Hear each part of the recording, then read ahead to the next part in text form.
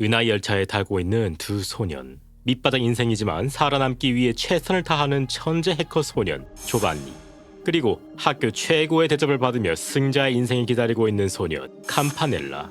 이 두 소년은 기가 지배하고 있는 세상을 어떻게 인류의 세상으로 바꿀까요? 두 사람은 문제하지만 최강 심플한 스토리 소년기의 끝 챕터 1 시작합니다. 아름다운 별길을 밟으며 어디론가 향하는 은하열차 붕괴 스타레일. 아버지에게 받은 노트북을 보고 있는 금발의 소년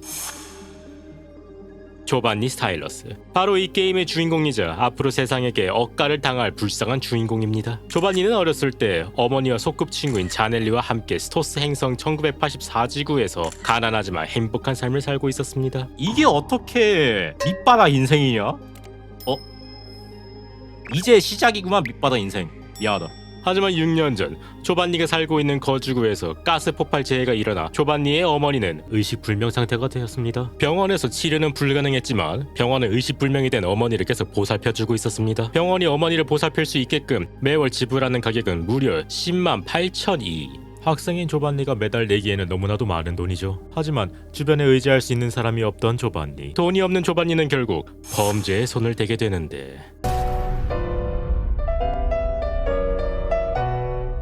아니 그 범죄 말고 조반니가 돈을 버는 법은 바로 학생들의 해킹 의뢰를 완수하는 것. 아버지에게 받은 노트북의 해킹 툴로 다크웹에서 의뢰를 받아 안전하게 해킹을 하면서 의뢰를 완수하고 받은 돈으로 어머니의 치료비를 벌고 있었던 거죠. 그 동시에 학생의 본분인 학업도 소홀히 할 수는 없죠.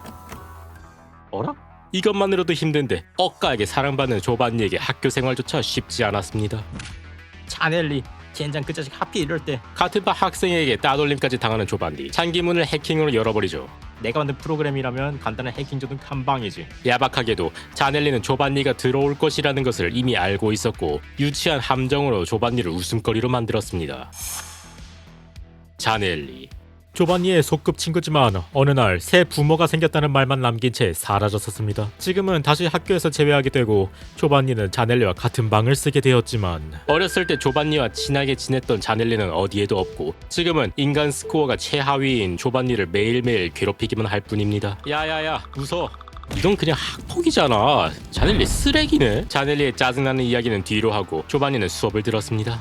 약 1200년 전 우주의 모든 인류는 알카렐린이라는 AI에게 지배를 받기 시작했고 국가라는 개념을 상실하고 사람들은 모두 똑같은 문화 아래에서 공생체로서 빠르게 그 생활을 적응하기 시작했습니다. 인간에게는 인간 스코어라고 해서 사람마다 스코어 수치를 부여받고 이 인간 스코어의 점수에 따라 사는 곳, 음식의 퀄리티는 물론이고 결혼 상대까지 정해지게 되었습니다. 인간 스코어는 기계장치의 신이 인간에게 부여한 가치를 수치화한 것이었죠. 가치를 인정받은 자는 우대받고 그렇지 못한 사람들은 사회에게 멸시받게 됩니다. 인류의 자유의지와 미래의 개척을 카렐렌이라는 AI가 맡을 뿐만 아니라 인류는 이 사실을 당연하게 받아들이고 카렐렌의 말에 순응하면서 살고 있었습니다. 조반니는 학교에서 인간 스코어 최하위를 기록하는 학생이었기에 자넬리 같은 사람이 조반니를 학교 폭력하기도 하지만 조반니의 인간 스코어가 특별히 나쁜 이유는 조반니의 아버지인 예하토브 스타일러스가 원인이었습니다. 예하토브는 카렐렌의 코어 프레임을 해킹한 혐의로 범죄자가 된 탓에 그의 아들인 조반니 또한 카렐렌 특별감시 대상이 되었습니다. 다른 학생들에게는 범죄자의 아들로 낙인 찍히는 것은 물론 카렐렌에게도 조반니는 특별감시 대상으로서 카렐렌의 지시를 조금이라도 무시하거나 아주 사소한 일로 조반니는 카렐렌에게 인간 스코어를 감점당했습니다. 조반니는 자신의 아버지 때문에 이런 불공평한 처우를 받은 것을 원망했지만 그 동시에 아버지에게 받은 노트북과 해킹 툴에 의존하며 어머니의 병원비를 벌며 하루하루의 생계를 이어나가고 있었죠. 정말 슬픈 이야기입니다.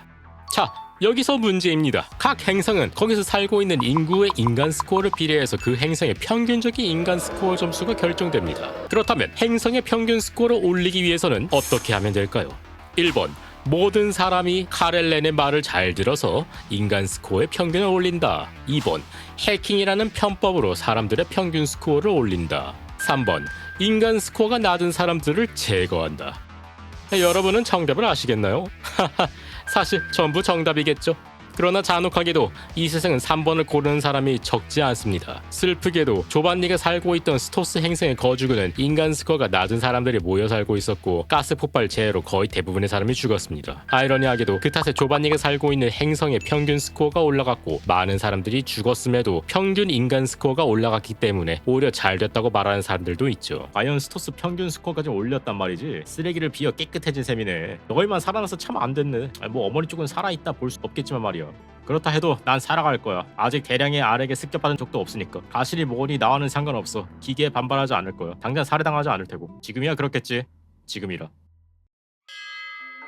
소꿉친구인 자넬리에게 쓴소리를 들은 조반니. 그런 조반니에게 격려의 메시지가 옵니다. 조반니 들어다오. 경할 일이 벌어졌다. 늘 하던 근육 운동 후 돌아오는 길에 셔츠 단추가 튀어나간 사고가 벌어졌지. 너무 근육을 키워도 문제가 생기는군. 그래도 재미있으니 너도 기숙사 헬스장에서 다녀보도록. 보내준 옷은 잘 입고 있겠지?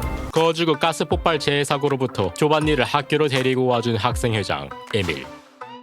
카렐렌을 어렵게 설득해서 재해로 인해 갈 곳을 잃은 조반니가 학교를 다닐 수 있게 해준 에밀은 조반니의 은인이었습니다. 은하 학교의 학생 전원이 평화로운 학교 생활을 할 수 있도록 항상 전력을 다하고 있죠. 요 조반니, 좋은 소식이다. 네가 입을 만한 셔츠를 손에 넣었다. 너 몸집이 아주 작아 헐렁한 것만 보내서 늘 미안한 마음뿐이었다만 마침 적당한 사이즈의 셔츠를 손에 넣었다. 당장 네 방으로 가져다 주마. 즐겁게 기다리라고. 급식은 잘 먹고 있니? 학교에서 다양한 요리를 먹을 수 있지. 이걸 봐라. 최근에 날 닮은 초코빵을 구워봤지. 귀엽지? 너도 한번 해보거라. 조반니, 룸메이트인 자넬리에게 학대당하고 있나? 걱정되는군. 조반니, 들어다오. 실은 이번 학교 설명회 불을 교과를 연습하는 중이다. 꼭 솔직한 감상을 들려줬으면 좋겠군. 지독하네. 어떻게 불러야 저렇게 나오지? 솔직히 너무 말의 음질이 너무 끔찍해요. 무슨 근거로 자신이 넘치시는지 모르겠지만 노래는 포기하세요. 뭐지? 욕인가? 쓰레기로 만들어서 미안하다 조반니. 오늘도 힘든 하루를 마친 조반니. 갑자기 메시지 하나가 도착합니다. 병원에서 갑작스러운 연락이 왔습니다. 인간 스코어 0 미만인 환자의 치료가 보험이 적용되지 않는다는 소식이었죠. 아무런 징조 없이 갑자기 거금의 돈을 요구하는 병원의 카렐렌. 조반니는 당황할 수밖에 없었죠. 그리고 이와 같은 타이밍에 다크의 문명의 유저가 카렐렌의 사고 알고리즘에 침입해줬으면 한다는 연락이 옵니다. 보상은 병원비를 충당하고도 남을 1천만이.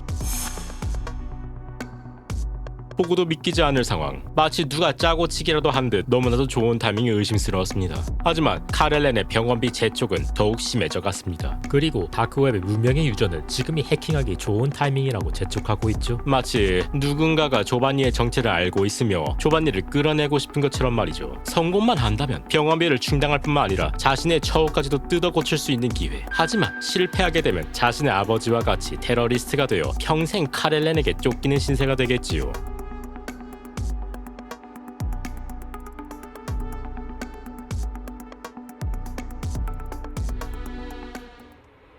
엄마, 젠장 할 수밖에 없겠네.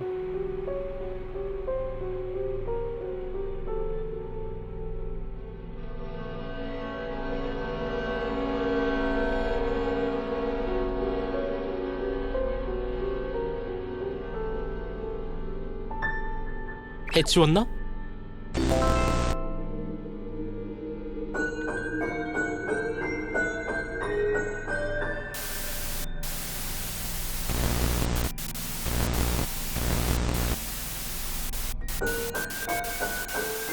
뭐야?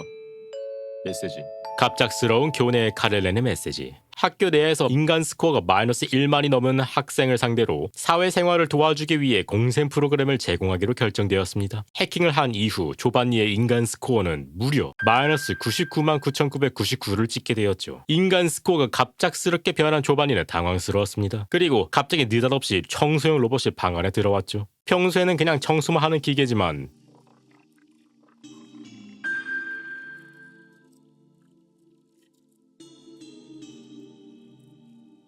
지금은 잡히면 쓰레기로 공생당하는 살인 로봇이 되었죠. 잡히면 조금 목숨이기에 조반니는 목숨을 걸고 도망갔습니다. 하지만 카렐렌이 테러리스트로 찍힌 조반니를 도망가게 두지 않았죠.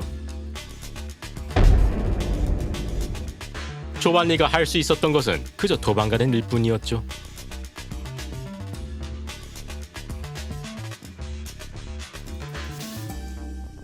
조반니 스트라토스님, 저 카렐리는 당신에게 새 인생을 향한 문을 열기 결정했습니다.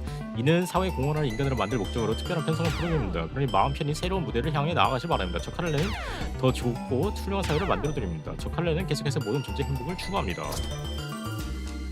이것이 바로 저 카렐리는 결정한 당신의 미래입니다.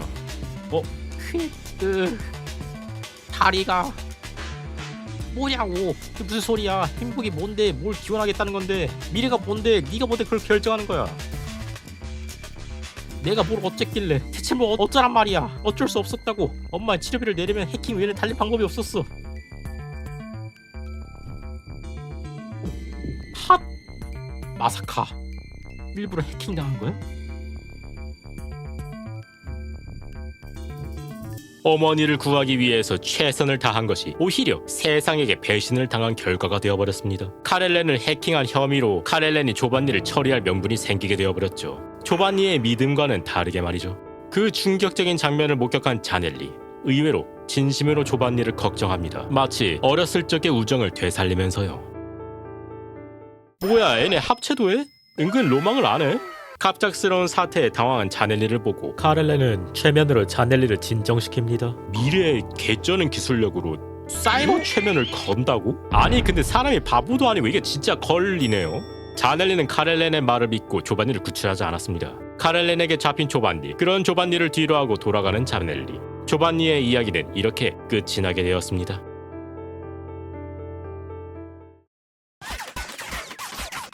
누군가가 청소용 로봇 카렐렌에게 총을 쏘지 않았다면 말이죠.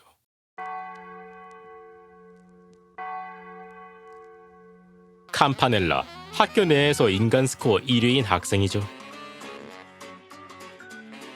총을 무장하고 갑자기 등장하고서는 아직 움직일 수 있는 로봇 청소기를 무력화시키고 자넬리를 기절시킵니다. 카렐렌도 당하고만 있을 수는 없는지 다른 로봇 청소기를 불러 캄파넬라를 공격해보지만 캄파넬라의 특수한 신발의 도약력으로 단번에 로봇의 머리에 총알 세례로 돌려받을 뿐이었죠.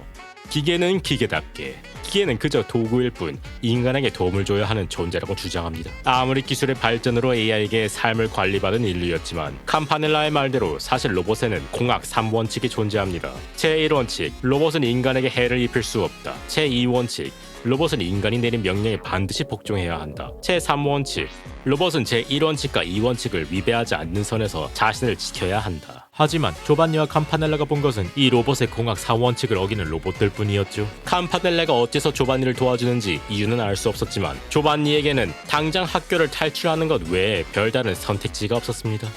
조반니와 다르게 캄파넬라는 전투 기술이 탁월해 로봇을 제압하는 역할을 수행해줬고, 조반니는 해킹을 통해 문을 열거나 캄파넬라의 드론을 조작해 다른 로봇을 해킹을 하며 안전을 확보했습니다. 두 사람은 서로를 도우며 학교를 빠르게 벗어나고 있었습니다. 조반니를 걱정해주는 빈밀도 있었지만 조반니는 에밀이 이 사건에 휘말리게 할 수는 없었기 때문에 에밀에게는 아무 말도 하지 못합니다. 로봇 때문에 다리를 부상당한 조반니는 잠시 휴식을 취하기로 합니다. 학내 인간 스코어 1위와 학내 인간 스코어 꼴찌와의 만남. 마치 천국과 지옥처럼 너무나도 극단적으로 다른 삶을 사는 두 사람. 인간 스코어 1위인 캄파넬라에게 있어서는 이 세상은 지상 낙원이었기에 카렐렌의 말을 순응할 줄 알았으나 조반니에게 의외의 질문을 던집니다. 카렐렌이 밉냐고 물어보는 캄파넬라. 인간 스코어 최하위의 조반니의 인생은 캄파넬라의 상상으로도 불보듯 뻔했습니다. 하지만 너무 오랫동안 가혹한 환경에서 구를 대로 구른 조반니는 자신의 처지를 받아들이고 있었죠.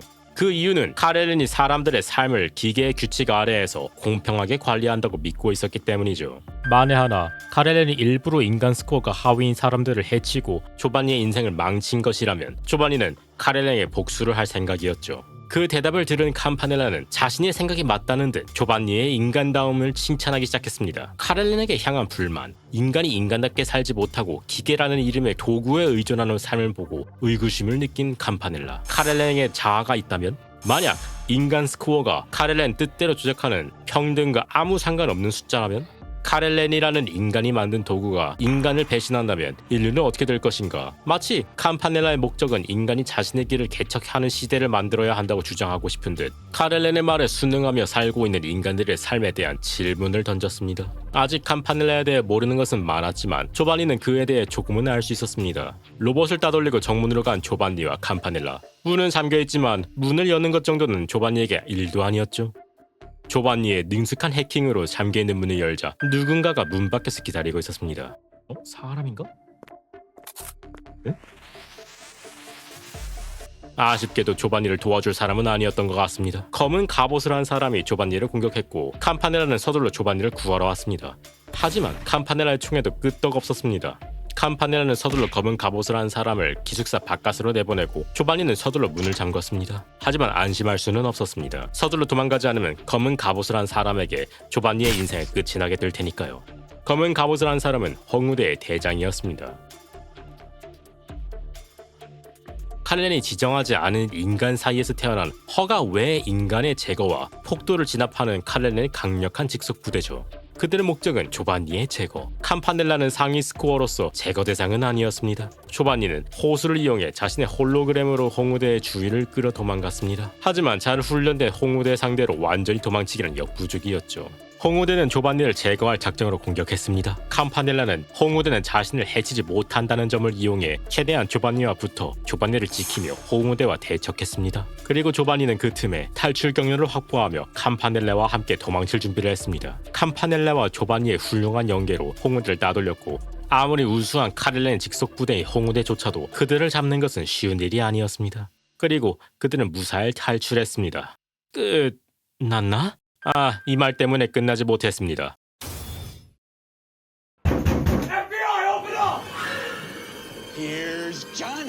조반니는 어떻게든 홍우대를 따돌렸습니다. 조반니가 있는 곳은 알 전용 통로. 청소용 로봇 같은 것들이 지나가는 구역이죠. 그곳에는 지금으로는 생소해진 지구어가 바닥에 적혀 있었습니다. 조반니가 아버지에게 받은 노트북에서 본 단어들도 포함되어 있었죠. 조반니는 노트북에서 쓰는 용어를 힌트로 키를 찾아 알 전용 통로에서 탈출할 수 있었습니다. 누군가의 방에 도착한 조반니와 캄파넬라. 그곳에 조반니와 똑같은 노트북이 놓여 있었고 그 PC의 주인은 바로 예하토브. 조반니의 아버지가 학생이었을 때 사용했던 PC였습니다. 예하토브도 학생 시절이었을 때 조반니와 같은 학교인 프리마제우스 은하 학교의 학생이었습니다. 언젠가 조반니가 자신의 PC를 찾아 열어볼 것을 예상하고 조반니에게 새로운 해킹 툴을 넘겨주기 위해 예하토브는 자신의 PC를 조반니를 위해 남겨두었습니다. 그렇게 조반니는 자신의 아버지에게 새로운 해킹 툴, 아이디얼 해킹을 손에 넣었습니다. 무려 카렐렌과 카렐렌이 조종하는 알들의 사고 알고리즘을 해독하고 조작할 수 있는 강력한 해킹 툴이었죠. 조반니는 예하토브의 방을 나가 다시 기숙사를 탈출하기 위해 탐색했습니다. 그리고 거대한 카렐렌 결정체를 발견했습니다. 카렐렌 기지국. 어딘가에 있는 카렐렌의 본체에서 집적 및 처리한 정보를 다수의 자식기로 주고 그 자식기가 보낸 통신은 손자기로, 손자기가 보낸 통신은 증송자기로 정보를 보내게 되죠. 마치 바이너리 트리 형식처럼 말이죠. 그리고 지금 조반니 눈앞에 있는 거대한 카렐렌은 그 정보를 통신하는 작은 카렐렌의 일부라고 볼 수 있겠습니다. 지금은 탈출이 먼저였기에 조반니는 떠나려고 했지만 홍우대가 먼저 조반니를 발견하고 맙니다. 갑작스러운 홍우대의 기습. 거기에 거대한 카렐렌 결정체한테도 공격을 받고 감전도 당하죠. 홍우대는 조반니를 처리할 기회를 결코 놓치지 않았습니다. 행복했던 시절. 자넬리. 불행한 사고. 어머니. 힘이 빠져 더 이상 도망칠 수 없었습니다. 어떻게든 살고 싶었습니다. 목숨의 가치가 낮기 때문에 인간의 가치는 평등하지 못하고 세계는 가치 있는 자들의 세상이었습니다. 태어나자마자 불공평한 삶을 사는 것을 받아들이고 노력한다고 변하는 것은 없었기에 지금까지 포기한 삶을 살은 자신의 인생을 되돌아봅니다. 그럼에도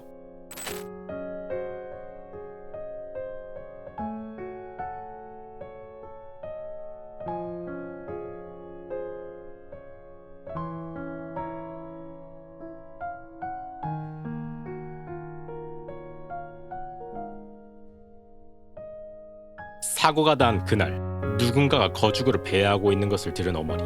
아버지가 만든 지하 통로를 통해 조반니를 무사히 탈출할 수 있도록 어머니는 끝까지 조반니를 도와줬습니다. 사랑하는 아들 조반니가 계속 살아갈 수 있도록 말이죠.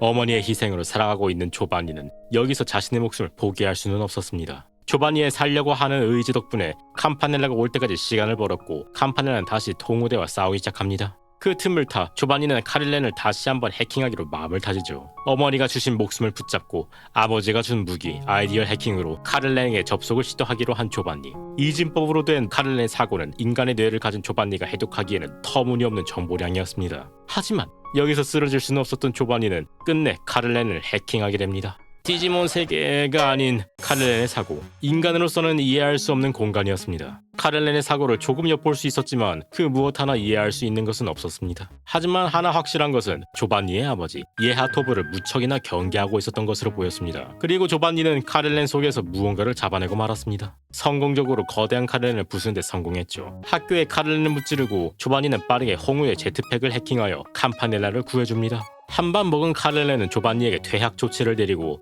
조반니와 일가족에게 제공되는 의식주나 의류와 모든 권리를 박탈하기로 합니다. 또한 조반니의 어머니의 신체 관리권은 홍우대로 이관되었죠. 믿겨지지 않는 현실이었지만 조반니는 나아가야만 했습니다. 어머니가 조반니에게 말한 것처럼 살기 위해서 말이죠. 착잡한 마음으로 열차로 가는 조반니와 캄파넬라. 이제 두 사람은 한 배를 탄 동료입니다. 은하철도. 지금은 카를렌이 지정한 탈 것만을 타고 있는 인류지만 이 은하철도는 카를렌이 만들어지기 전 1200년 전에 만들어진 열차로 아직도 운행이 가능한 상태였습니다. 그렇게 두 사람은 모리안 행성을 향해 은하철도를 타게 되었습니다. 어머니의 일 때문에 마음고생이 심했던 조반니. 캄파넬라는 어떻게든 조반니를 격려합니다. 그런 캄파넬라의 마음을 이해하는지 조반니는 6년 전의 일로 카를렌에게 어머니는 돌아온 것이나 다름이 없다며 캄파넬라의 걱정을 덜어줍니다. 그래? 그럼 다행이네. 아니 넬라넬라야. 그러던 그때 조반니의 노트북에 어머니로부터 연락이 옵니다. 당황한 캄파넬라는 조반니에게 인간답게 살기 위해서는 노트북을 열면 안 된다고 합니다. 캄파넬라의 말을 무시하고 노트북을 열지 아니면 캄파넬라의 말대로 노트북을 열지 않을지. 조반니의 선택은?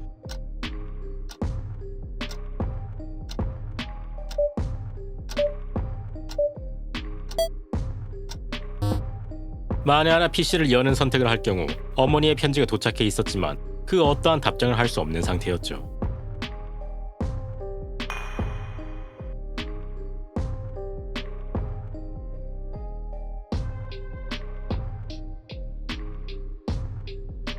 결국 카를렌의 함정에 걸린 조반니. 자신의 어머니를 미끼로 쓴 카를렌을 용서할 수 없었습니다. 그걸 본 캄파넬라가 상당히 위축되자 조반니는 캄파넬라를 걱정하고 챕터 1에 막을 내립니다.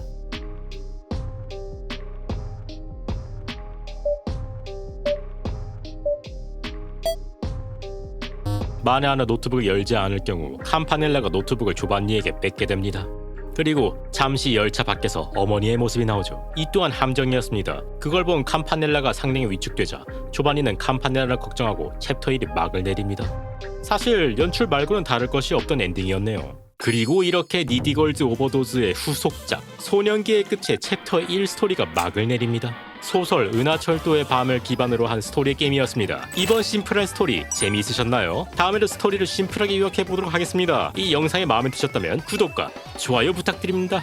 자자자, 오늘은 여기까지. 구독과 좋아요